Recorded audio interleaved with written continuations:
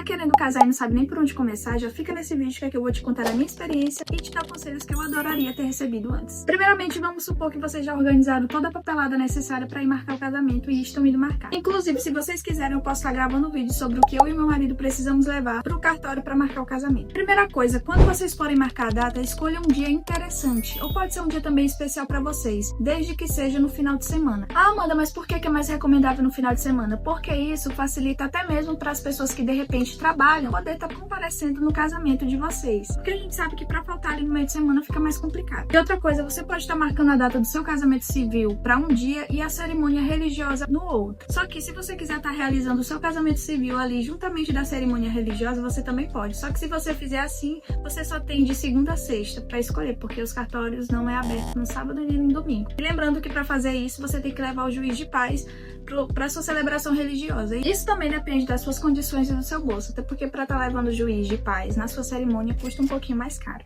Gente, a energia daqui tá só faltando, mas tudo bem, relevem. Aí, viu?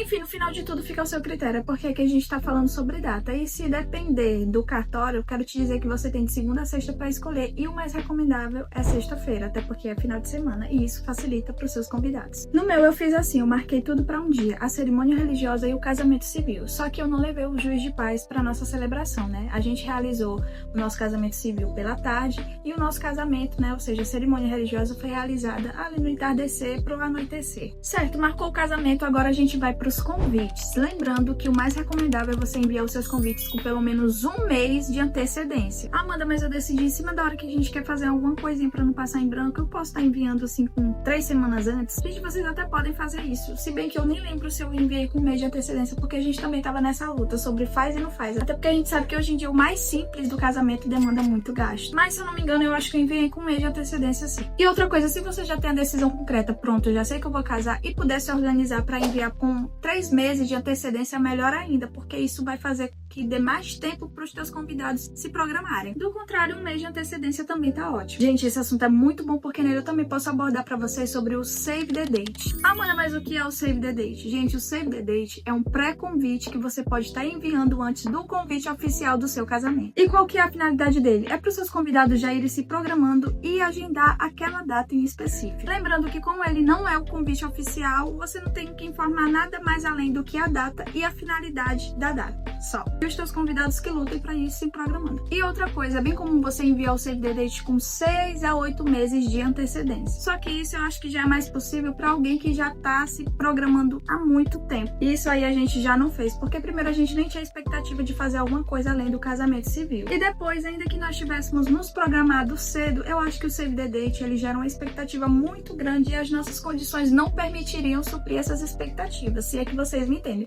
Mas vocês não são obrigados a pensar igual eu. Se você quiser, faça. Se já tá se programando com antecedência, faça. Isso fica a critério de vocês. Pronto, se enviou o Save the Date ou não, agora a gente vai pro convite oficial. Gente, sobre os convites, o nosso foi todo de forma digital. Inclusive, foi até meu marido que fez, até porque foi uma forma que a gente encontrou de economizar, porque a gente sabe que convite físico demanda gastos. Então foi tudo digital. A localização digital, o QR Code do Pix digital, tudo. Só que, se eu pudesse voltar atrás, eu faria um pouco diferente. A ideia dos convites digitais permaneceria, só que se eu pudesse voltar atrás, eu teria também feito alguns convites físicos para aquelas pessoas, aqueles parentes que a gente sabe que não sabem lidar muito com a tecnologia. Sabe aquela sua tia, algum parente seu que sabe mal entrar no WhatsApp, por exemplo? Então, é justamente para essas pessoas que eu teria investido no convite físico. E para as outras pessoas, eu teria permanecido com os convites digital. Mas no meu caso foi tudo digital. E isso foi bom e ruim, por quê? Porque certas informações, como por exemplo o QR Code do seu Pix para contribuição,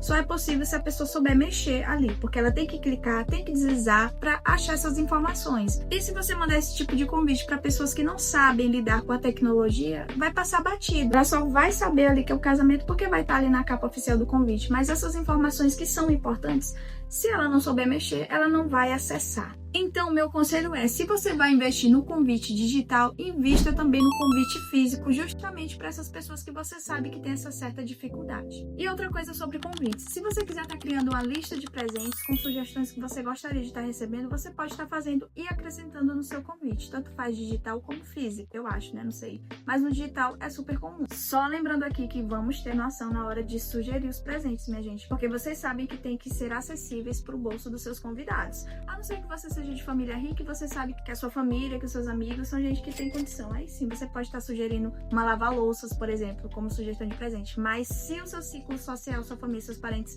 são que nem eu, por exemplo, que não tem essas condições, então vamos ter noção na hora de sugerir os presentes. Amanda, mas eu não quero pedir presentes, eu quero estar pedindo a contribuição, certo? Neste caso, coloque o QR Code do seu Pix no convite e pesquise na internet formas assim interessantes de estar pedindo o valor ou os valores, né? Porque tem na internet, então você pode descobrir até formas engraçadas de estar pedindo a contribuição. Sobre essa questão a gente errou feio, porque a gente não quis estipular um valor, a gente até colocou o QR Code do Pix, mas eu não lembro como a gente colocou, mas foi tipo no sentido de que a pessoa doasse ali o que ela tivesse podendo, contribua com o que você estiver podendo, com o que você pode. E aí ocorreu que algumas pessoas contribuíram com R$50, outras com 80, outras com 100, e a gente ficou no prejuízo, porque a gente não estipulou um valor, até porque nos casamentos de hoje em dia, ninguém pede menos do que R$150. Então, nessa questão a gente ficou no prejuízo, porque teve algumas pessoas que nem contribuíram. Então, estipule um valor sim, não peça menos que R$150, que seja de R$150 para cima, porque hoje em dia os casamentos ninguém pede menos do que isso, e casamento é caro. Então, estipule um valor e coloque no seu convite. Outra coisa, confirmação de presença, pelo amor de Deus, faça pelo menos umas 2 confirmações. Ah, Amanda, como que funciona? É o seguinte, enviou o convite oficial, faz a primeira confirmação de presença para saber se de fato o teu convidado vai poder se fazer presente. E a questão da confirmação de presença tu pode estar incluindo no teu convite, porque assim, às vezes a gente convida a pessoa e a pessoa vê a mensagem, a gente não sabe se ela vai, se ela não vai, enfim, ela não confirma, então você já acrescenta a primeira confirmação. Se a pessoa não confirmar ali nem a primeira, porque ela não vai.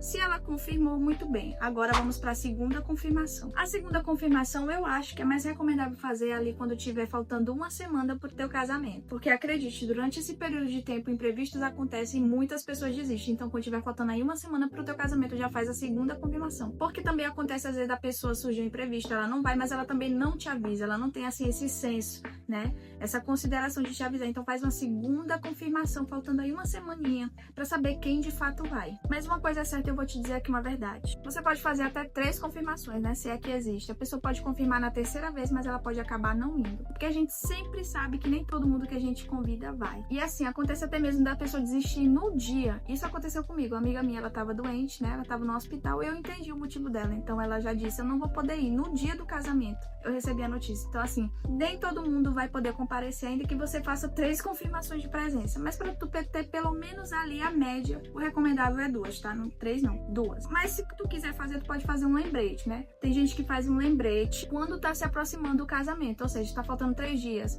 aí manda um lembrete, tá chegando o dia, né? Faltam 3 dias, faltam 2 dias, enfim, tem gente que faz o lembrete, só que o lembrete ele não é uma confirmação de presença, é só pra tá lembrando o teu convidado, mas isso é opcional. Só que 2 confirmações de presença é o que eu te aconselho a fazer pro teu casamento. Outra dica que eu te aconselho a fazer é o pré-wedding. O que é o pré-wedding, gente? A gente não fez isso, mas o pré-wedding nada mais é do que o ensaio fotográfico que a gente vê os noivos postando no feed quando tá se aproximando da data do casamento. E quando a gente bate o olho, a gente já sabe que eles vão casar. O pré-wedding é isso, é aquele ensaio fotográfico, né, profissional que os noivos fazem para postar nas suas redes sociais quando tá se aproximando do casamento. Isso a gente não fez, até porque se eu contar para vocês que eu nem sabia o que era pré-wedding, na verdade eu sabia que existia esse ensaio fotográfico e a gente optou por não fazer pela questão financeira, mas eu não sabia como que era o nome, e é esse que eu falei para vocês. Ele é ótimo, gente, eu super aconselho vocês a fazer, por mais que eu não tenha feito. Mas como eu disse, a gente não fez pela questão financeira, gente, mas se você puder fazer, faça. Só que invista num bom profissional, num bom fotógrafo para tua foto render e valer a pena o dinheiro investido. Então, faz o pré-wedding.